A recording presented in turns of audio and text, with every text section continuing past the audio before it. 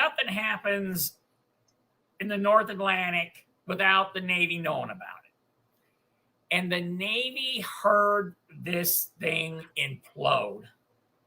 But in my mind, Governor, they didn't want to say anything until they knew there was no chance that there was air left in this thing, because they didn't want to say it imploded. And 6 months later, someone goes down and finds it unimploded. So they had to wait. But they already knew.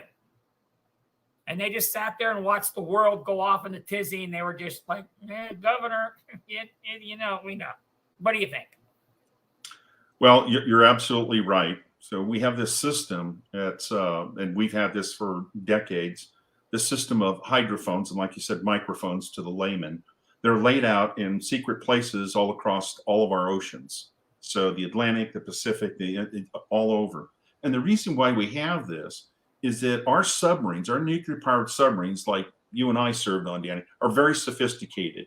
And it's amazing what you can hear on sonar. So believe it or not, an incandescent light bulb here in America is what we call 60 cycle. It's flashing on and off at 60 times per second. Well, it's flashing on and off so fast, our eye can't perceive that, so it just looks like a solid light. We can actually hear that tonal in the water. And so we track all these tonals on submarines. But our range is just so many miles, and I can't tell you exactly how many miles it is. So we only have X amount of submarines, so we can't cover the entire ocean. We want to make sure that the bad guy submarine coming from wherever, coming down and sneaking down our coast, we want to be able to detect that guy. So that's why we have these hydrophones, and we have people and computers monitoring this all the time. So when they heard that implosion, they didn't know what it was.